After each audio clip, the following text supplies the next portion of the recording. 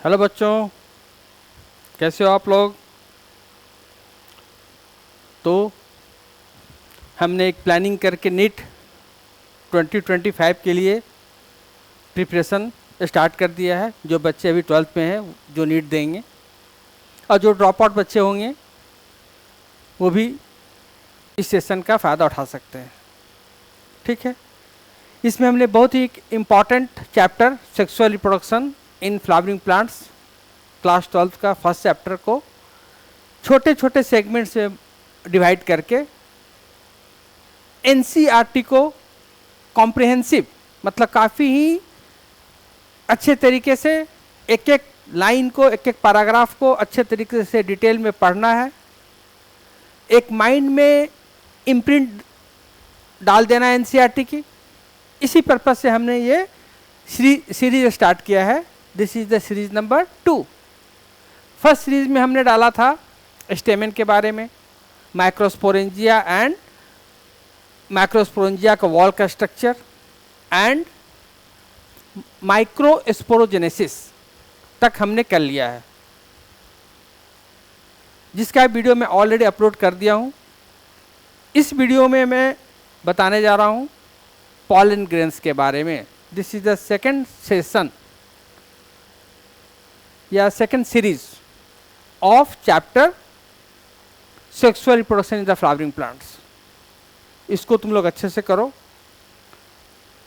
तुम पीवाईक्यू जब लगाओगे इस चैप्टर की तो देखोगे कि एटलीस्ट थ्री क्वेश्चंस इस चैप्टर से फिक्स्ड हैं। लास्ट ईयर 2023 में भी 3 क्वेश्चंस आए थे, 2022 में भी 3 क्वेश्चंस पूछा गया था, और इस साल भी 2024 में भी 3 क्वेश्चंस इस चैप्टर से पूछे गए हैं। ठीक है, तो चलो अब हम लोग स्टार्ट करते हैं। आज का जो कार्यक्रम है इसमें पॉलन ग्रेन के बारे में पढ़ते हैं हम लोग। ठीक है, तो मैं जस्ट थोड़ा सा तुम्हें ब्रीफ कर देता हूँ। ये वाली कि फ्लावर का जो मेल रिप्रोडक्टिव स्ट्रक्चर इसे क्या बोलते हैं, स्टेमेन। तो ये हमने ऑलरेडी पढ़ लिया है कि स्टेमेन बाइलोब, स्टेमेन में 2 पार्ट है, एंथर और फिलामेंट। और एंथर जो है वो बाइलोब्ड है, और हर एक लोब में 2 थीका है, तो दे आर डायथीकस है। तो इसे हमने ऑलरेडी कर लिया डिटेल्स में, वो वीडियो देख लेना, सारे क्लियर्स हो जाएंगे। ओके, तो अब हम लोग चलते हैं पॉलन ग्रेन्स के बारे में, जो कहाँ बनता है तुम्हारा पॉलन सैक के अंदर। देखो ये बात, pollen grain represents the male gametophyte. Male gametophyte क्यों बोल रहे हैं इसको, क्योंकि रिस्पॉन्सिबल है मेल गैमेट्स बनाने के लिए। तो pollen grain represents the male gametophyte,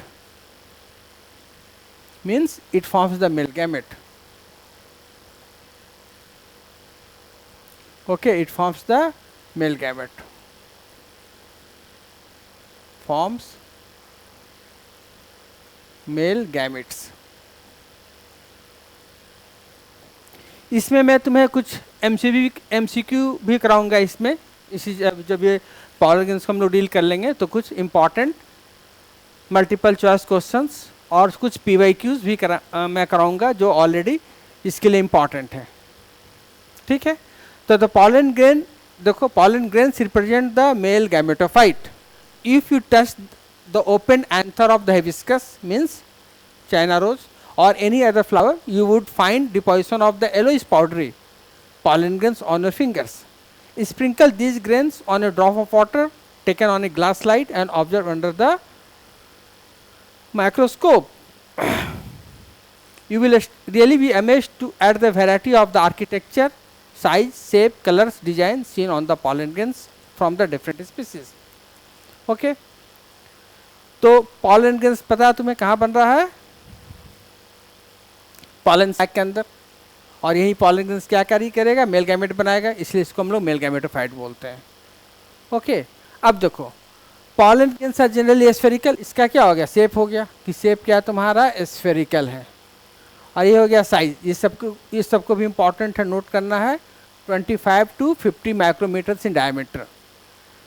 तो यहाँ पे जो पॉलन ग्रेन्स है यहाँ पे, ये पॉलन ग्रेन्स जो हो गया, तो इसमें दो प्रोमिनेंट लेयर्स होते हैं। देखो एक हमने ब्लैक कलर से बनाया और एक मैं बना रहा हूँ रेड कलर से। देखो ये वाली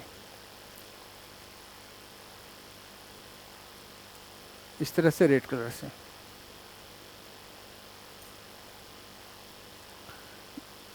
देखो पॉलन ग्रेन के वॉल को हम लोग स्पोरोडर्म बोल देते हैं, जिसका दो पार्ट होता है। यहाँ पे स्पोरोडर्म वर्ड यूज नहीं किया है, यहाँ पे जस्ट सिंपली बताया कि ये 2 लेयर्ड है, एक रेड वाली और एक ब्लैक वाली। रेड वाली जो लेयर है वो आउटर लेयर है, तुमको पता चल रहा है, ये आउटर हो गया, आउटर हो गया। यहाँ भी देखो दिखा, ये वाली आउटर है। आउटर को क्या बोलते हैं? एक्साइन। और अंदर वाले को बोलते हैं इंटाइन। Intine, inner intine. तो कितने लेयर्स हो गए? 2 लेयर्स हो गए, outer exine and inner intine. तो देखो यहाँ पे it has the prominent 2 layered wall, the hard outer layer called the exine.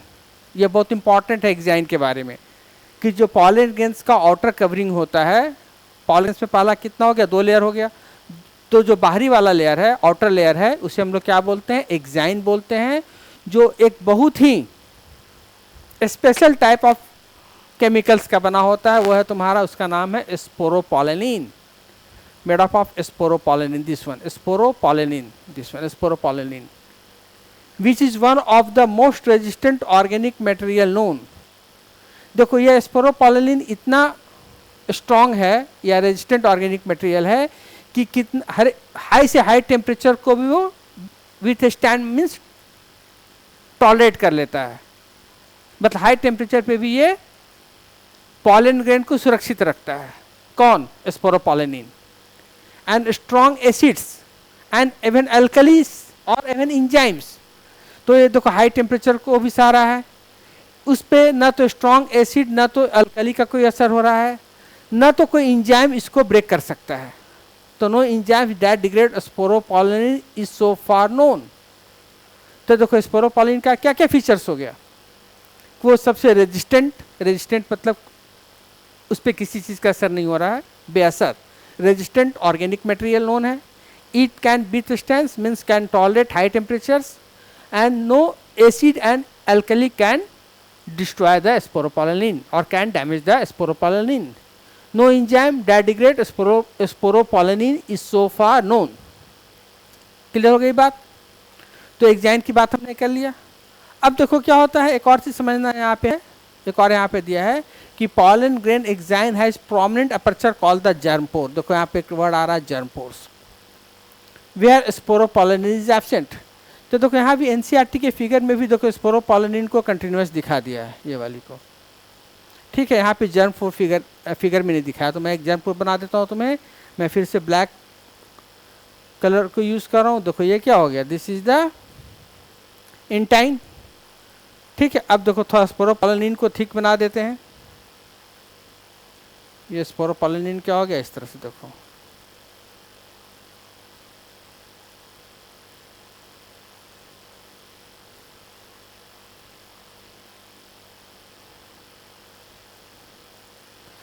तो देखो यहाँ पे स्पोरोपोलेनिन नहीं है, तो जहाँ पे स्पोरोपोलेनिन नहीं होगा उस स्ट्रक्चर को क्या हम लोग बोल देंगे? जर्म पोर। जर्म पोर।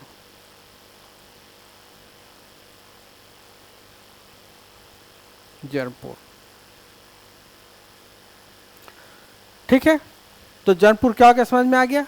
इसका पर्पस क्या होता है? इसका पर्पस ये होता है कि ये देखो जो ब्लैक वाला है ना इंटाइन, यही इससे जर्म पोर से बाहर निकलता है एज ए पॉलन ट्यूब। देखो अब यहाँ पे स्पोरोपोलेनिन इतना टफ है कि ना तो कोई स्ट्रॉन्ग एसिड इसको डिस्ट्रॉय कर सकता है, ना तो कोई अल्कली डिस्ट्रॉय कर रहा है, टेम्परेचर को सह रहा है। तो देखो यहाँ पर क्या हो रहा है, एक और फिगर हम लोग बना लेते हैं कि देखो यहाँ पे इसको समझ लो तुम लोग कि जस्ट एक और फिगर यहाँ पे ड्रॉ कर लो कि देखो ये जो ब्लैक वाला है यही तुम्हारा क्या निकल रहा है, तुम्हारा पॉलन ट्यूब के फॉर्म निकल रहा है। इससे ब्लैक वाला जो लेयर है ये पॉलन ट्यूब के फॉर्म में यहाँ पे निकल रहा है। ये ब्लैक वाली ये इंटाइन है, ब्लैक वाले को क्या बोले, इंटाइन। तो इंटाइन पॉलन ट्यूब के फॉर्म में यहाँ से बाहर निकल रहा है। इंटाइन को थोड़ा सा हम लोग ठीक कर दिए थोड़ा हाईलाइट करने के लिए। तो अब देखो यहाँ पर क्या है कि एक्साइन इतना टफ है कि हर एक चीज़ से वो बेअसर है। लेकिन यहाँ पे एक्साइन, लेकिन यहाँ पे इंटाइन जो पॉलन ट्यूब के रूप में निकल रहा है, तो इस इंटाइन की क्या औकात है कि ये वो स्पोरोपोलिनिन्स को वो डैमेज करेगा, मतलब वो इससे बाहर निकल जाएगा इसको वो क्रॉस करके, क्योंकि इंटाइन अंदर एक्साइन बाहर है। और एक्साइन क्या है, बहुत हार्ड है। इंटाइन क्या, सॉफ्ट है। इंटाइन जो होता है सेलुलोज और पेक्टिन का बना होता है। तो यहाँ पे जर्म पोर क्या करता है, पैसेज देता है। किस लिए, इस इंटाइन को पॉलन ट्यूब के रूप में बाहर निकलने के लिए। यही पॉलन ट्यूब के through male gamete female gamete तक कैरी ऑन होगा। समझ में आ रही बात। तो ये तुम्हारा what is the function of the germ pore हो गया, कि जर्म पोर का क्या फंक्शन है। तो it gives the passage to intine to come out as a pollen tube, passage देता है। ऐसे सपोज करो कि मान लो हम लोग किसी कमरे में हैं, ठीक है, और कमरे का इस रूम का हर एक साइड में वॉल है और कहीं पे एग्जिट या एंट्री नहीं है। एग्जिट मतलब हम लोग बाहर निकलने का रास्ता नहीं है, मतलब डोर नहीं है, दरवाजा नहीं है, तो हम लोग कैसे निकलेंगे, नहीं निकल पाएंगे। तो जस्ट इसी टाइप का स्ट्रक्चर हो गया कि इंटाइन क्या हुआ, इंटाइन जो है वो बाहर निकल रहा है किसके थ्रू, जर्म पोर के थ्रू। ठीक है, जर्म पोर क्या हुआ, जहाँ पे स्पोरोपोलिनिन नहीं है, एब्सेंट है। समझ में आ गई बात। अब देखो ये जो स्पोरोपोलिनिन है ये बहुत ही हार्ड है, हमने ऑलरेडी देख लिया। तो स्पोरोपोलिनिन जो हार्ड है, इसके चलते ही बहुत सा पॉलन ग्रेन्स रॉक वगैरह में दब जाता है। बहुत पुराना पॉलन ग्रेन्स रॉक वगैरह में दबा रहता है और वो फॉसिल्स के रूप में प्रिजर्व रहता है, मतलब सुरक्षित रहता है। किसके चलते, स्पोरोपोलिनिन के चलते। तो देखो यहाँ पे ये ऑलरेडी नीट में क्वेश्चन आया हुआ भी है कि pollen grains are well preserved as fossils. Fossils के रूप में पॉलन ग्रेन प्रिजर्व रहता है due to presence of sporopollenin. ठीक है, तो ये इंपॉर्टेंट पॉइंट हो गया तुम्हारा। स्पोरोपोलिनिन इंपॉर्टेंट पॉइंट हो गया कि स्पोरोपोलिनिन क्या है, स्पोरोपोलिनिन क्या है। तो एक्साइन क्या चीज़ का बना होता है, स्पोरोपोलिनिन का आउटर लेयर, पॉलन ग्रेन का आउटर लेयर हो गया। पॉलन ग्रेन में कितना लेयर हो गया, 2 लेयर है। ठीक है, और इंटाइन जो होता है वो बना होता है सेलुलोज और पेक्टिन का। देखो इंटाइन बना होता है सेलुलोज पेक्टिन का इनर लेयर। ठीक है, तो ये हो गया तुम्हारा एक्साइन और ये क्या हो गया, intine. The inner wall of the pollen grain is called the intine. It is thin and continuous layer made up of cellulose and pectin. The cytoplasm of the pollen grain is surrounded by the plasma membrane. बाहर में एक plasma membrane भी होगा यहाँ पे. When the pollen grain is mature, it contains the 2 cells, the vegetative cell and generative cell. अब देखो जब pollen grain mature होता है तो इसमें 2 सेल होता है। कौन कौन सा सेल होता है, एक वेजिटेटिव सेल और दूसरा जेनेरेटिव सेल। देखो this one is the vegetative cell. When pollen grain mature तो कितना हो जाएगा बताओ, 2 सेल इसमें होगा, एक vegetative cell, this one is the vegetative cell, ये इस वैक्यूल्स हो गया, और दूसरा हो गया generative cell, this is the generative cell. Vegetative cell जो है वो विगर होता है और इसमें बहुत सारा फूड रिजर्व होता है और लार्ज इरेगुलरली शेप्ड न्यूक्लियस है। देखो ये वाली न्यूक्लियस।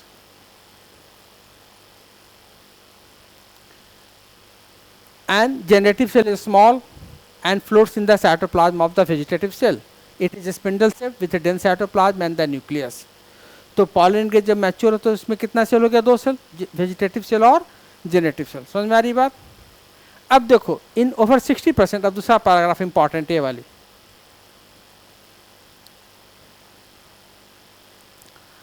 कि in over 60% of the angiosperm pollen grains are shed at this 2 cell stage. मतलब पॉलन ग्रेन्स कहाँ बन रहा है, पॉलन सैक के अंदर। तो यहाँ पे क्या होगा, एंथर डाइसेस करेगा और पॉलन ग्रेन को रिलीज कर देगा। ठीक है, जो हमने देखा है ऑलरेडी कि पॉलन ग्रेन रिलीज होता है at the line of dices, जिसको हम लोग स्टोमियम बोलते हैं, वहाँ से पॉलन ग्रेन बाहर निकलता है। तो कितने सेल स्टेज में बाहर निकलेगा, 60% में 2 सेल स्टेज में। तो ये 2 सेल स्टेज कौन कौन सा होगा बताओ, 2 सेल स्टेज में हो गया, एक वन वेजिटेटिव सेल और दूसरा जेनेरेटिव सेल। तो 60% एंजियोस्पर्म में जब पॉलन ग्रेन में जब यह 2 सेल बन जाएगा, वेजिटेटिव सेल और जेनरेटिव सेल, तो पॉलन ग्रेन जो वो बाहर निकल जाएगा, मतलब एंथर का डाइसेंस हो जाएगा, मीन्स एंथर रप्चर कर जाएगा और वो पॉलन को बाहर रिलीज कर देगा। ठीक है, कितने % प्लांट में, 60% प्लांट में। ठीक है, एंड रेस्ट 40% रिमेनिंग मतलब 40% बचा। अब यहाँ पे देखो जेनेटिव सेल यहाँ पे डिवाइड करेगा और यहाँ पे डिवाइड करके 2 मेल गैमेट बना देगा। कितने में? रिमेनिंग 40% पे। तो देखो इसका फिगर क्या हो जाएगा, ऐसा हो जाएगा ना कि एक जेनेटिव सेल रहेगा और यहाँ पर क्या रहेगा, 2 मेल गैमेट रहेगा। ये क्या हो गया, 2 मेल गैमेट। तो टोटल सेल इसमें कितना हो गया बताओ, 2 मेल गैमेट है और एक क्या जेनेटिव सेल है, तो कितना हो गया, 3 हुआ, 3 सेल स्टेज, 3 सेल स्टेज। तो जेनेटिव सेल एक ये हो गया है, 2 मेल गैमेट है। तो मेल गैमेट किसके डिवीजन से बनता है, जेनेटिव सेल से। इंपॉर्टेंट पॉइंट याद रखना, वेरी वेरी इंपॉर्टेंट है कि मेल गैमेट पॉलन ग्रेन के कौन से सेल से मेल गैमेट बनता है, कौन सा सेल में डिवीजन के बाद में मेल गैमेट का फॉर्मेशन होता है। तो जेनेटिव सेल डिवाइड्स, इसमें कौन सा डिवीजन होगा, माइटोटिकली मीन्स माइटोसिस। तो यहाँ पर लिख लो माइटोसिस, क्योंकि जेनेटिव सेल क्या ऑलरेडी एन है। तो ये जेनेटिव सेल जो हैप्लॉइड सेल है उसमें माइटोसिस होगा और कितने मेल गैमेट्स बनेंगे, 2। तो इंपॉर्टेंट पॉइंट्स, मेल गैमेट का फॉर्मेशन पॉलन ग्रेन के किस सेल से हो रहा है, तो जेनेटिव सेल से हो रहा है। समझ में आ गई बात, जेनेटिव सेल से हो रहा है, ठीक है। अब देखो तुम्हें एक मैं और बात बता दूं यहाँ पे, अच्छा इसको पहले देख लेते हैं। In the remaining species the generative cell divides mitotically, तो यहाँ पे याद रखना mitotically, to give rise to the 2 male gametes before pollen grains are set 3 cell stage. तो 60% प्लांट में पॉलन ग्रेन्स में 2 सेल स्टेज रहता है, 2 सेल में हो गया, एक वेजिटेटिव दूसरा जेनेटिव, तो रिलीज हो जाएगा। एंड रेस्ट 40% में जेनेटिव सेल डिवाइड कर जाता है और क्या बना देता है, 2 मेल गैमेट बना देता है। तो जब 3 सेल स्टेज बन जाएगा तो पॉलन ग्रेन्स वहाँ से रिलीज होगा। समझ में आ गई बात यहाँ तक। अब देखो एक और इम्पॉर्टेंट पॉइंट यहाँ पे है कि नंबर ऑफ जर्म पोर। देखो फंक्शन ऑफ द जर्म पोर तो समझ गए कि इसके थ्रू ही वो पॉलन ट्यूब बाहर निकलता है, इंटाइन पॉलन ट्यूब बनाता है जो बाहर निकलता है जर्म पोर के थ्रू, ठीक है। अब जर्म पोर का नंबर भी होता है। मान लो अगर कोई हमसे पूछे कि पॉलन ग्रेन देख के पहचानना है कि डायकॉट का है कि मोनोकॉट का है, ठीक है। पॉलन ग्रेन को देखें तो पॉलन ग्रेन में हम लोग क्या देखते हैं बताओ, पॉलन ग्रेन में हम लोग देखते हैं number of germ pore, number of germ pore. जैसे जस्ट एक बार फिर से देख लो, फिर से बना रहा हूँ तुम्हें एक ये इंटाइन, ठीक है, और एक बना लो तुम रेड कलर का एक्साइन, जिसको थोड़ा ठीक कर लो। तो देखो एक यहाँ पर हो गया, ये दूसरा देखो यहाँ हो गया। तो देखो एक जर्म पोर यहाँ बना, तो यहाँ पे कितना जर्म पोर है बताओ, 3। यहाँ पे कितना जर्म पोर है, 3 जर्म पोर है। देखो एक यहाँ, सेकंड यहाँ, एक यहाँ, तो यहाँ पे क्या है, 3 जर्म पोर। यह 3 जर्म पोर कहाँ देखने को हमको मिलता है, डायकॉट के पॉलन ग्रेन्स में 3 जर्म पोर होता है। 3 जर्म पोर कहाँ मिलता है, डायकॉट के जर्म पोर में, जिसे हम लोग बोलते हैं ट्राइकॉल्पेट कंडीशन, ट्राइकॉल्पेट, ठीक है। अब यहाँ पे एक जर्म पोर बना लो, तो ये किस में देखने को मिलेगा, ये देखने को मिलेगा तुम्हें मोनोकॉट में। जैसे इसको पहले बना लो, एक ब्लैक वाली हो गई, ये क्या हो गया, इंटाइन है, ब्लैक वाली इंटाइन है और रेड वाला जो है वो एक्साइन है।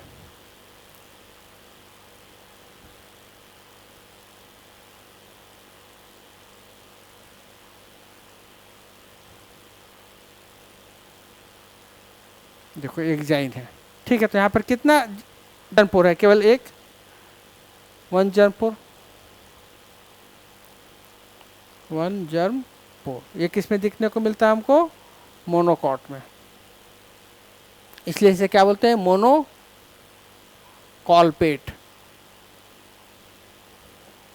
एक जर्म पोर मिलेगा हमें मोनोकॉट में और 2 जर्म पोर, 3 जर्म पोर मिलता है इसमें किसमें, डायकॉट में। ये भी इंपॉर्टेंट पॉइंट याद रखना। पहले AIPMT हुआ करता था तो इसमें इस तरह का क्वेश्चंस पूछता था। ठीक है, तो नंबर ऑफ जर्म पोर क्या हो गया बच्चों? 3। किस में? डायकॉट में।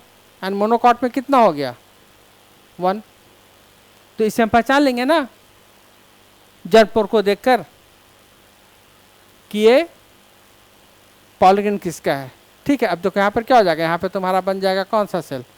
ये बन गया तुम्हारा जनरेटिव सेल। ये क्या हो गया, यहाँ पे इसका न्यूक्लियस हो गया रेगुलर शेप, ये वैक्यूल्स है, और ये कौन सा सेल हो जाएगा? Vegetative cell. वेजिटेटिव सेल, ये जेनेटिव सेल हो गया। समझ में आई बात? ये कितना सेल स्टेज है? 2 सेल है, 2 सेल स्टेज है। यही जेनेटिव सेल डिवाइड कर देते हैं, यहाँ पे 2 और बना लेना राउंड स्ट्रक्चर हो, क्या हो जाएगा? Mail gamete. तो 3 सेल स्टेज हो गया।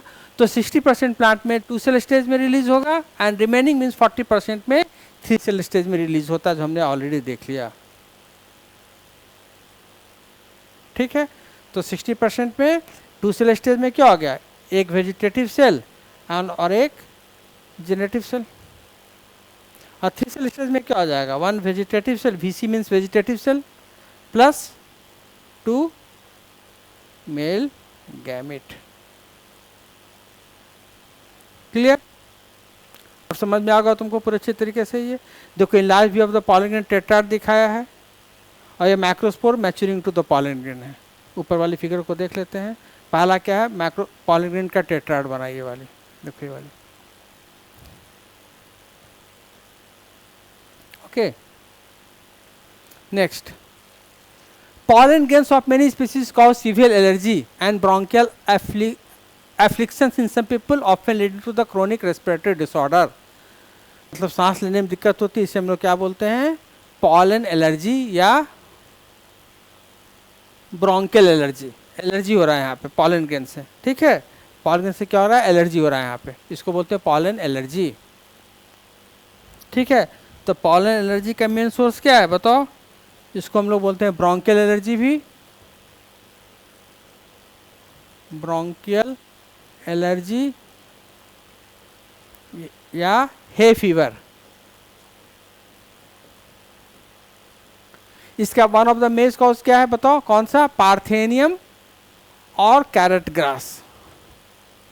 तो पॉलन एलर्जी का मेन कॉज कौन सा प्लांट का पॉलन ग्रेन्स है? तो पार्थेनियम या कैरेट ग्रास, जो एक वीड है, जो तुम अपने घर के आसपास भी देखोगे, छोटा पौधा होता है 1.5-2 फीट के आसपास का, और उसमें वाइट वाइट फ्लावर्स लगा रहता है, वही पार्थेनियम और कैरेट ग्रास है, जो इंडिया में आया as a contaminant with imported wheat. जब अच्छे क्वालिटी का वीट को इम्पोर्ट किया गया तो उसी वीट के सीड के साथ इसका भी सीड आ गया। किसका? पार्थेनियम का, और वो पूरे जगह फैल गया। Ubiquitous, ubiquitous means found everywhere, आसानी से ग्रो कर गया, and cause the pollen allergy. तो पॉलन एलर्जी का one of the most common reason क्या है? पार्थेनियम और कैरेट ग्रास। पार्थेनियम और इसे क्या बोलते हैं? Carrot grass. ओके, तो ये पॉलन एलर्जी के बारे में हम लोग देख लिए। इसका 2-3 नाम हो गया, और ब्रोंकियल एलर्जी या हे फीवर। ओके, नेक्स्ट कि पॉलन ग्रेन्स से देखो कुछ नुकसान तो है ही, कुछ एलर्जी वगैरह करता है, लेकिन साथ साथ में वो कुछ बेनिफिशियल इफेक्ट भी है। क्या है? कि वो न्यूट्रिएंट में काफ़ी रिच होता है, इसलिए इसे अभी आज के डेट में पॉलन टैबलेट्स को हम लोग फूड सप्लीमेंट्स के रूप में लेते हैं, रिच इन द न्यूट्रिएंट्स। ठीक है, और यह क्लेम किया जाता है कि इसे एथलीट्स जो लेते हैं, मतलब स्पोर्ट्समैन और रेस हॉर्सेस, जो हॉर्सेस को रेस में लगाया जाता है, मतलब घोड़े का जो रेस होता है, उसमें भी उसको पॉलन टैबलेट्स के रूप में इसको देते हैं एज ए सप्लीमेंट। मतलब एक एज ए विटामिन हम बोल सकते हैं, विटामिन के रूप में इसका यूज़ होता है। समझ में आई बच्चों बात?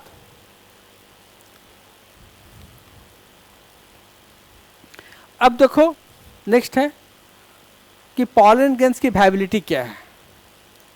वायबिलिटी मीन्स कि पॉलन ग्रेन जब रिलीज होता है एयर में तो कितना समय तक जीवित रह सकता है। सिंपली बोल सकते हैं कितने समय तक इसकी वायबिलिटी है, कितने समय तक इसकी लाइफ स्पैन है। ओके, तो यहाँ पर लिख लो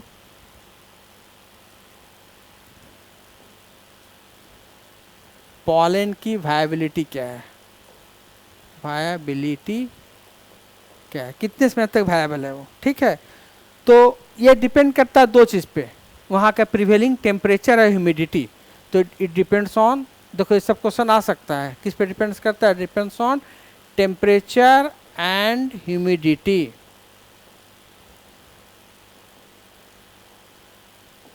तो पॉलन ग्रेन की वायबिलिटी किस पे डिपेंड करती है, टेम्परेचर पे और ह्यूमिडिटी पे। देखो यहाँ पर लिखा है,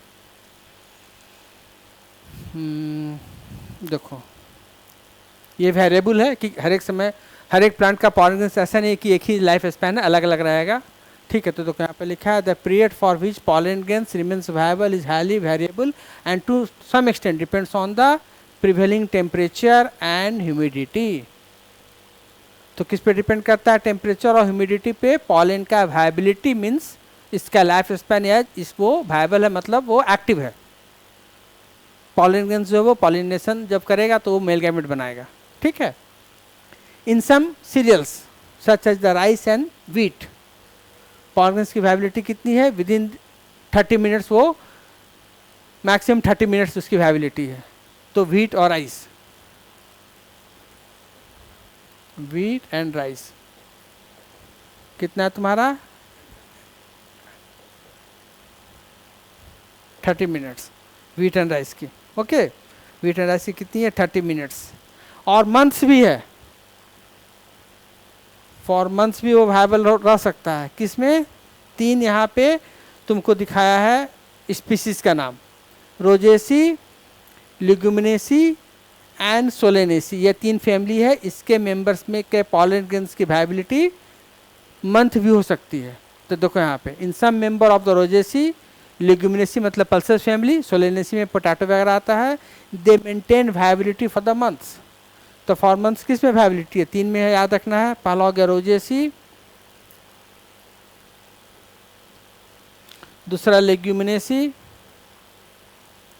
लेग्यूमिनेसी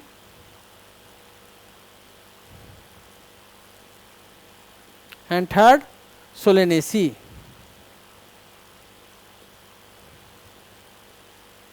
देखो ये नीट में आया था 2018 में, जो मैं दिखाऊंगा तुम्हें कि किस प्लांट का पॉलन ग्रेन्स का वायबिलिटी मंथ्स है। इसमें ये 2 ऑप्शन दिया था, रोजेसी एंड लेग्यूमिनेसी। मैं अभी जस्ट तुम्हें एमसीक्यू दिखाऊंगे इसका, रोजेसी एंड लेग्यूमिनेसी। ठीक है, you may have heard of storing semen, sperm of the many animal including humans for artificial insemination. It is also possible to store pollen grains of large number of species for years in liquid nitrogen that is -196 degree Celsius. तो pollen grains को हम लोग store कर सकते हैं अधिक समय पे। जैसे देखते हो कि मटर के सीजन में पी का सीजन नहीं रहता है, लेकिन तो भी हम लोग क्या करते हैं, पी को हम लोग स्टोर करते हैं ना। जैसे मटर जो पी का सीजन क्या होता है, ठंड का सीजन, विंटर सीजन, लेकिन समर में भी हम लोग पीस लेते हैं मार्केट से, परचेज करते हैं, पैकेट में आता है वो फ्रोजन मटर, फ्रोजन पीस के फॉर्म में। तो उसी तरह से पॉलन ग्रेन्स को भी हम लोग क्रॉप ब्रीडिंग प्रोग्राम के लिए प्रिजर्व करके रखते हैं। किसमें, तुम्हारे लिक्विड नाइट्रोजन, ये भी नीट का क्वेश्चन है, आया हुआ क्वेश्चन है। ये PYQ है, दोनों तो PYQ है तुम्हारा, कि पॉलन ग्रेन को कितने टेम्परेचर पे स्टोर करते हैं। तो -196 डिग्री सेल्सियस पे जो लिक्विड नाइट्रोजन का टेम्परेचर होता है उस पर स्टोर कर सकते हैं और वो सर्वाइव करता है। समझ में आई बात। इसे हम लोग बोलते हैं cryo preservation, cryo preservation technique. मतलब लो टेम्परेचर, क्रायो मतलब तो लो टेम्परेचर पे प्रिजर्व करने का टेक्निक। वो क्रायो प्रिजर्वेशन क्या है तुम्हारा, -196 डिग्री सेल्सियस। वो क्या तुम्हारा किसका है, लिक्विड नाइट्रोजन। नाइट्रोजन जो लिक्विड फॉर्म में है, लिक्विड नाइट्रोजन। समझ में आई बच्चों। तो ये तुम्हारी कुछ इंपॉर्टेंट पॉइंट्स थी आज का पॉलन ग्रेन्स के बारे में। Second, part sexual reproduction in the flowering plants का पॉलन ग्रेन्स। थर्ड पार्ट हम लोग कल देखेंगे pistil, megasporangium and embryo sac next video में, ठीक है। तो चलो अब हम लोग कुछ इसका एमसीक्यू देख लेते हैं इम्पॉर्टेंट।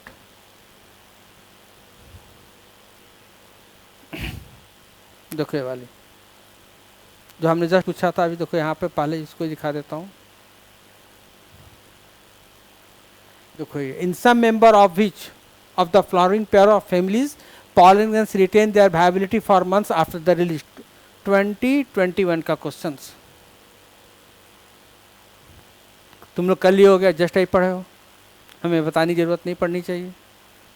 फर्स्ट ऑप्शन क्या, Rosaceae Leguminosae, second Poaceae Rosaceae, third Poaceae Leguminosae and fourth Poaceae Solanaceae. तो कौन सा ऑप्शन सही हो गया बताओ बच्चों, याद आ रही है ना? आ गई होगी या तुम्हें? Rosaceae and Leguminosae, this one 9 का A, this one is the correct. एक और प्लांट होता है सोलेनेसी, लेकिन यहाँ पे नहीं दिया है। सोलेनेसी फैमिली में भी पॉलन ग्रेन्स की वैलिडिटी क्या होती है, मंथ्स होती है, ठीक है। देखो इसमें सोलेनेसी है, लेकिन इसके साथ पोएसी है, ये करेक्ट मैच नहीं है। तीन ही फैमिली है, रोजेसी, लेगुमिनेसी, सोलेनेसी, ठीक है। देखो इसमें लेगुमिनेसी दिया, इसमें दे दिया, तो ये नहीं है, पोएसी में नहीं है, जैसे हमने अभी देखा है, ओके। तो चलो इस तरह से फर्स्ट क्वेश्चन से करते हैं। इसका मैं लिंक डाल दूंगा डिस्क्रिप्शन बॉक्स में पीडीएफ का क्वेश्चंस का। तो anther in स्टेमन is generally 1 lobe, 2 lobe, bilobe, 3 lobe और 4 लोब। तो एंथर जो है वो उसमें स्टेमन में एक एंथर में कितने लोब होते हैं बताओ? पढ़े हो ना, अभी देखे हो ना, ये लास्ट क्लास में हमने पढ़ा है। ये जस्ट इसमें हम लोग डिटेल में बताए भी थे हम लोग कि एंथर में कितना लोब होता है, 2 लोब होता है, ये ना था एंथर। तो स्टेमन का कितना पार्ट होता है? 2 पार्ट होता है ना, एक filament and second one is the anther, B is the anther. और एंथर में कितना लोब है? 2 लोब है, ये लोब्स हो गया। तो कितने लोब से? 2 लोब है। इस कंडीशन को क्या बोलते हैं? Bilobe condition. तो क्या होगा ऑप्शन? दिस वन, फर्स्ट का बी। तो एंथर में कितना लोब हो गया? 2 लोब हो गया। समझ में आ गई बात? चलो नेक्स्ट क्वेश्चन पे। Given below are the 2 statement. देखो अभी स्टेटमेंट से बहुत क्वेश्चन आ रहा है नीट में, स्टेटमेंट्स और मैचिंग लास्ट 2 या 3 ईयर से। तो given below are the 2 statement. First statement, statement 1, a typical angiosperm anther is bilobed with each lobe having 1 theca. तो पहला ऑप्शन ये है, पहला स्टेटमेंट ये है। क्या सही है गलत है बताओ? चलो इसको सोचो, तब तक हम लोग से स्टेटमेंट 2 देखते हैं। The microsporangia develop further and become pollen sac. In the light of above statements choose the correct answer from the option given below. तो 2 स्टेटमेंट में से तुम्हें चूज करना है कि क्या दोनों स्टेटमेंट सही है या दोनों स्टेटमेंट गलत है। B option. क्या स्टेटमेंट 1 करेक्ट है एंड स्टेटमेंट 2 इनकरेक्ट है, या क्या स्टेटमेंट 1 इनकरेक्ट है एंड 2 करेक्ट है। समझ में आ रही है बात ना? तो इसे तुम क्या करना, पहचानना है, या इसको तुम्हें स्टेटमेंट को आइडेंटिफाई करने की कौन सी स्टेटमेंट सही है। तो देखो जस्ट पहला क्या है, फर्स्ट स्टेटमेंट है कि typical angiosperm anther is bilobe. Yes, सही बात है ये भैया कि ये बाइलोब तो होता ही है एंथर, हमने देख लिया था जस्ट अभी। With each lobe having 1 theca. देखो यहीं पे लोचा है, यहीं पे गड़बड़ी आ गई। क्या है कि 1 थीका नहीं होगा, ईच लोब, हर एक लोब में कितने थीका होता है? 2। तो एक लोब में कितना थीका है? 2 थीका है, इसीलिए इसको बोलते हैं डाइथीकस कंडीशन। Dithecous condition. ये किसकी बात कर रहे हैं? 1 लोब की बात कर रहा हूं मैं, एक लोब की। तो एक लोब में 2 थीका है, 1 नहीं है, 2 थीका है। तो स्टेटमेंट क्या हुआ? रॉन्ग। और microsporangia develop further and become pollen sac, ये सही है, हमने कल बताया भी था कि microsporangia is the future pollen sac. Microsporangia का डेवलपमेंट होता वहीं क्या बदल जाता, पॉलन सैक में। तो अब देखो कौन सी हो गई तुम्हारे, statement 1 is incorrect but statement 2 is correct. तो क्वेश्चन नंबर 2 का कौन सा ऑप्शन सही है, डी। तो इस तरह से छोटा छोटा पॉइंट को पकड़ना है तुम्हें, क्योंकि हम लोग हड़बड़ी में पढ़ते हैं कि बायोलोब है, इसको मन को हम लोग थोड़ा सा क्या किए, थोड़ा सा नजर से हटा, सावधानी हटी दुर्घटना घटी, वही वाला कहानी यहाँ पे आ जाएगा तुम्हारा। थोड़ा सा सावधानी हटेगा तो कौन सा, कि लोब में कितना थीका है, 1 या 2, तो 2 थीका होता है। तो ये तुम्हारी बात होगी, समझ में आ गई होगी बात। चलो, proximal end of the filament of the stamen is attach to the, देखो वी नीड 2016 का बहुत सिंपल सा है, हमने कल इसको डिस्क्राइब भी किया था कि सारा पार्ट जो होता है, फ्लोरल पार्ट जो 4 अपेंडेजेस हैं, सेपल, पेटल, स्टेमेन एंड पिस्टिला। मैं अब एक यूनिट की बात कर रहा हूँ, ठीक है। Stamen is one unit of एंडोसियम, जो थर्ड वाल है। तो स्टेमेन जो हो गया, तो स्टेमेन में क्या होता है, 2 होता है ना, यहाँ पे 2 थीका हो गया। तो यहाँ पर क्या था, एंथर था, यहाँ पर क्या था, फिलामेंट था। तो ये किससे लगा रहता है यहाँ पे, इस तरह का क्या हो गया, ये हो गया तुम्हारा थैलेमस। थैलेमस ये क्या हो जाएगा, पेडिसिल हो जाएगा। तो यह या तो ये प्रॉक्सिमल पार्ट हो गया थैलेमस का, सॉरी किसका, फिलामेंट का, नज़दीक वाला पार्ट ही हो गया, दूर वाला पार्ट ही हो गया। तो प्रॉक्सिमल मीन्स नज़दीक, तो किससे लगा, मान लो हम लोग ऐसे रखते हैं हाथ, इसको हम लोग मान लेते हैं फिलामेंट, तो देखो ये नज़दीक है ना इससे, थैलेमस से, तो क्या होगा प्रॉक्सिमल पार्ट, ये क्या हो गया, टिप क्या हो गया, दूर हो गया इससे, इस फिंगर से दूर हो गया, तो ये क्या हो गया, distal part. Tip is the distal part and this part is the proximal, pen का ये पार्ट। तो ये हम लोग ऐसे क्या कर लिए, इसको हम लोग थैलेमस मान लिए। तो इस फिलामेंट का कौन सा part, proximal part, proximal and कहाँ जुड़ा हुआ है, तो प्रॉक्सिमल एंड इसको थैलेमस मान रहे हैं। तो ये स्टेमेन का ये प्रॉक्सिमल पार्ट है, डिस्टल पार्ट है। तो प्रॉक्सिमल पार्ट कहाँ पे अटैच्ड है, क्लियर है ना, थैलेमस से अटैच्ड है या पेटल से अटैच्ड है। तो 3 का बी, एनसीईआरटी में दिया हुआ ये line. Next, the main function of tapetum, this is also very very important one question. Tapetum के बारे में फंक्शंस क्या है बताओ, याद आ रही है। टपेटम का हमने 3 फंक्शंस बताया था, 3 जस्ट रिकॉल कर लेना अपने अपने रिकॉलिंग कैपेसिटी वाले एरिया में कि कितने फंक्शंस है टपेटम के। तो टपेटम के 3 फंक्शंस हैं। पहला क्या, नरिशमेंट प्रोवाइड करना डेवलपिंग पॉलन ग्रेन्स को, तो देखो यहाँ पर nourish the developing pollen grains. Protection of anther, no, protection of anther कौन करता है, आउटर 3 वॉल, कौन कौन सा, एपिडर्मिस, एंडोथीसियम और मिडिल लेयर, ये प्रोटेक्शन का काम करता है। Help in the dispersal of pollen grains, no, जो आउटर 3 वॉल है, epidermis, endothecium and middle layer, वो हेल्प करता है डिस्पर्सल में, ठीक है। जो लेयर है माइक्रोस्पोरेंजिया का कितना 4 लेयर है ना, epidermis, endothecium, middle layer and then tapetum, ठीक है। तो टपेटम का क्या काम हो गया, nourish the developing, nourishment of developing pollen grains को नरिश करता है, मीन्स क्या प्रोवाइड करता है, फूड प्रोवाइड करता है। तो 4th का क्या हो गया, B, got it. Next, which of the following structure occupies the centre of the each microsporangium. तो हमने फिगर बनाया था इस तरह से, याद करना कि फिगर में क्या है, कौन सेंटर में कौन ऑक्युपाई करता है। तो सेंटर में कौन ऑक्युपाई करता है, याद आ रही है ना, जो हमने बताया था फिगर में, स्पोरोजिनस टिश्यू। तो 5th का क्या हो गया, डी, 5th का डी। यही स्पोरोजिनस टिश्यू क्या हो जाएगा बताओ, जैसे ऐसे ले लो, सबसे आउटर लेयर हो गया, इंडोथीसियम हो गया, मिडिल लेयर हो गया, टपेटम हो गया, बीच में ये ही स्पोरोजिनस टिश्यू है, स्पोरोजिनस टिश्यू है। ये 4 लेयर होता है, मैं लेयर का नाम नहीं लिख रहा हूँ, जस्ट शॉर्ट में लिख दे रहा हूँ, 1 2 3 एंड 4। अब बीच में टिश्यू हो जाएगा। ये 4 लेयर कौन सा हो गया तुम्हारा, 1 2 3 4 कौन सा हो गया, वही एपिडर्मिस, इंडोथीसियम, मिडिल लेयर और टेपेटम, तो ये ऑलरेडी है, पढ़ चुके हम लोग। तो बीच में कौन सा टिश्यू होता है? Sporogenous tissue.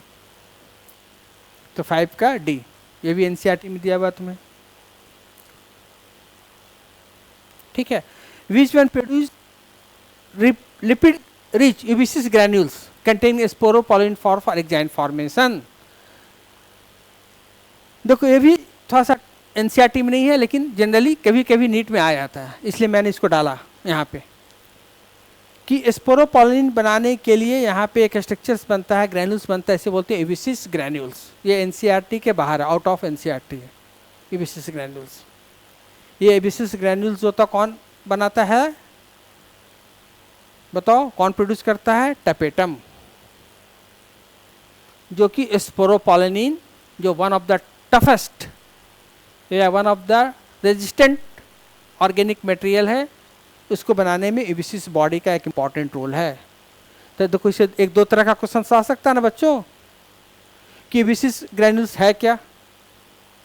अब ये तुम्हें स्पोरोपोलिन नहीं देगा, स्पोरोपोलिन को यहाँ पर दे देगा कि it help in the formation of, Ubisch granules help in the formation of. मैं दूसरा क्वेश्चन बना रहा, अब यहाँ पर दे देगा help in the formation of, इसको हटा देगा, इसको यहाँ से डिलीट कर दो तुम इसको, ठीक है, इसको भी डिलीट कर दो कि Ubisch granules help in the formation of, helps in the formation of. मैं एक दूसरा क्वेश्चन बना दे रहा हूँ तुम्हें, formation of, first intine, B pollen tube, C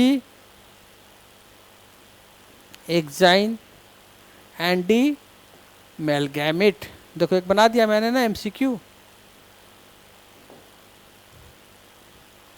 कि what is the role of, अब इसको तुम यहां से हटा दो,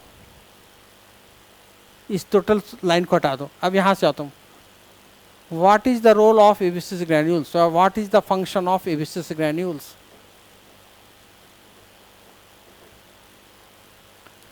देखो मैंने एक क्वेश्चन नया बनाया कि what is the function of Ubisch granules, ये तुम्हारा ऑप्शन हो गया, या Ubisch granules help in the formation of, ये ऑप्शन हो गया। इंटाइन, पॉलन के एक्जाइन और मेल गैमेट, तो क्या बना गया? एक्जाइन बना रहा है ना, ठीक है। या दूसरे तरीके से पूछ सकता है कि स्पोरोपोलिन का प्रिकर्सर क्या है। एक्चुअली प्रिकर्सर नहीं है, लेकिन हम बोल सकते हैं प्रिकर्सर। तो क्या हो गया? यूबिसिस ग्रैन्यूल्स। तो देखो यहाँ पे दो तीन तरह का क्वेश्चन बन गया। ये यूबिसिस ग्रैन्यूल्स किससे बनेगा? टेपेटम से। तो 6 का क्या हो जाएगा? D. This is also important one which comes under category of the tough questions, may be asked in the NEET. 1-2 questions are generally out of syllabus, out of NCERT, होता नहीं है लेकिन कभी कभी दे देते हैं। Out of 90 just 1-2 questions. Which of the following has proved helpful in preserving pollen as the fossils? तो हमने देख लिया कि स्पोरोपोलिन बहुत ही स्ट्रांग है, उस पर किसी चीज का असर नहीं हो रहा है, तो वही हेल्प करेगा फॉसिल्स के रूप में प्रिजर्व करने में पॉलन ग्रेन्स को। तो पॉलन ग्रेन्स फॉसिल्स के रूप में प्रिजर्व हो रहा है किसके चलते? किसके बदौलत बच्चों? ये स्पोरोपोलिन के चलते, ड्यू टू दिस स्पोरोपोलिन। समझ में आई बात? पॉलन किट देखो को यहाँ पे वर्ड दिया है, जानते हो पॉलन किट क्या होता है? इंसेक्ट पॉलिनेटेड प्लांट्स में, जिसको हम लोग बोलते हैं एंटोमोफिलस प्लांट, उसमें एक जाइन स्पैनी हो जाता है, थोड़ा सा ऐसे ऐसे स्पैंस निकला रहता है एक जाइंस में, एक जाइन स्पैनी हो जाता है, ठीक है। और इसके चारों तरफ में एक फैटी लेयर का कवरिंग हो जाता है, covered by the yellowish sticky and oily layer.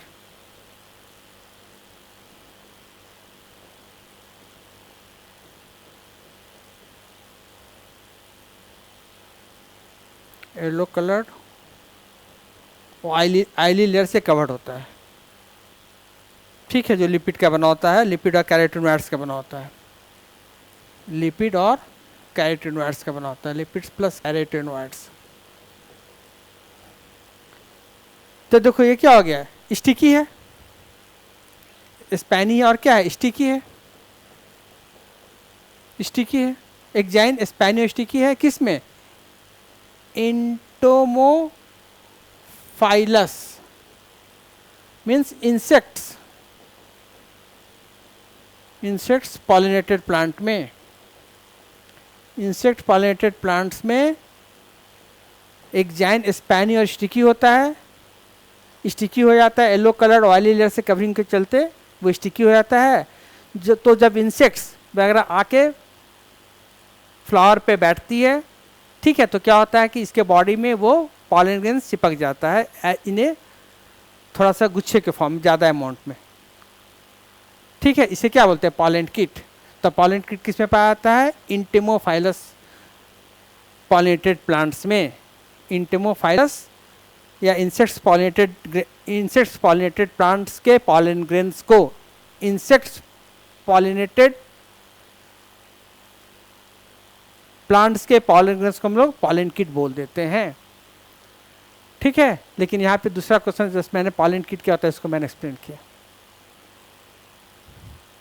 Next 8, anthesis is a phenomenon which refers to.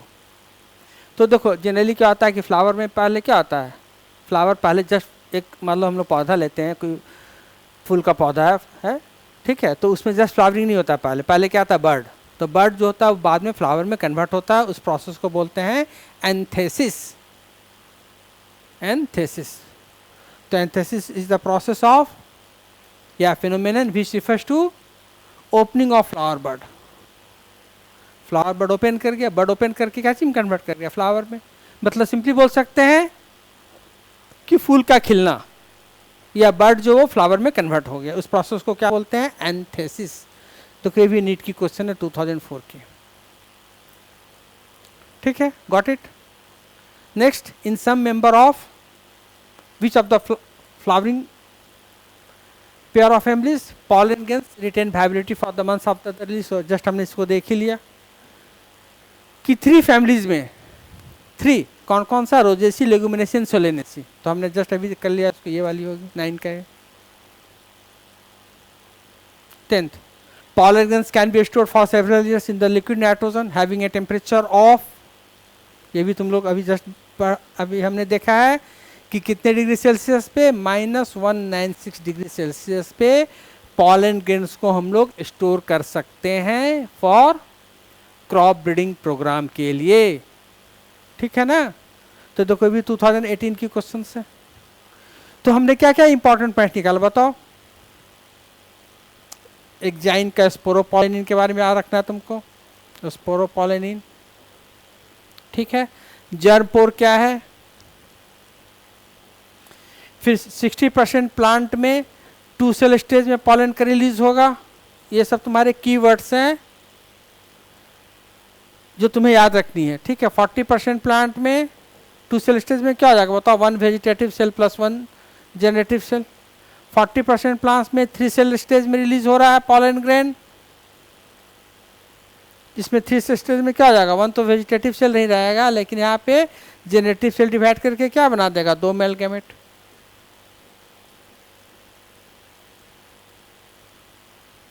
ठीक है। नेक्स्ट और क्या पॉइंट हो गया, पॉलन एलर्जी।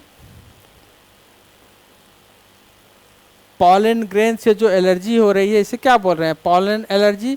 जो किस प्लांट से हो रहा है, किस प्लांट के पॉलन ग्रेन से हो रहा है तुम्हारा, पार्थेनियम या carrot grass, sorry pollen allergy लिखेंगे, या इसको हम लोग क्या बोलते हैं ब्रोंकियल एलर्जी भी, सांस लेने में तकलीफ होने लगती है। दमा जिसको बोलते हैं, सांस फूलना, या इसको हे फीवर भी बोलते हैं। तो तीनों नाम एक ही हो गया। पॉलन जो एलर्जी हो रहा है इसे pollen allergy first name, second name bronchial allergy and third name is the hay fever. समझ में आई बात। नेक्स्ट हो गया पॉलन का वायबिलिटी। तो less than 30 minutes, approx 30 minutes मान लो, किसकी, व्हीट एंड राइस की। फॉर मंथ्स, किसकी, 3 प्लांट की, Rosaceae, Leguminosae and Solanaceae. Pollen grains के वायबिलिटी किस पे डिपेंड करता है, कौन से एनवायरमेंटल फैक्टर्स पे डिपेंड करता है, वहाँ का प्रिवेलिंग टेम्परेचर एंड ह्यूमिडिटी। तो यहाँ पे 3 पॉइंट तुम्हारा निकला पॉलन ग्रेन्स का वायबिलिटी पे। पहला कि पॉलन ग्रेन्स का वायबिलिटी किस पे डिपेंड करता है, फिर से कोई नट सेल में देख रहे हैं तो पॉलर ग्रेन्स का वायबिलिटी डिपेंड करता है वहाँ के prevailing temperature and humidity. Pollen grains की वायबिलिटी मीन्स इसका लाइफ स्पैन या उसको जिंदा रहने का समय कितना है, तो लेस देन 30 मिनट्स या मैक्सिमम 30 मिनट्स पकड़ लो। किस में? Wheat and rice. Got it. And months बता ही दिया, Solanaceae, Leguminosae and Rosaceae, 3 families का जिक्र किया है तुम्हारे एनसीईआरटी बुक में। पॉलन ग्रेन को प्रिजर्व करने का टेक्निक जिसे हमने क्या बोला है, क्रायो प्रिजर्वेशन। क्रायो प्रिजर्वेशन जो कितना है -196 डिग्री सेल्सियस। तो ये नटसेल हो गया तुम्हारे पॉलन ग्रेन्स का। अच्छे से रिवाइज कर लेना, क्वेश्चन अगर आएगा तो कहीं नहीं जाएगा, ये श्योर शॉट है 100% कि अगर इतना कर लोगे तो अगर तुम्हारे नीट में इस टॉपिक से क्वेश्चन आएगा तो एक भी क्वेश्चन नहीं छूटेगा, इट इज ग्रांटेड। ओके, चलो नेक्स्ट वीडियो के लिए till then bye bye and see you again.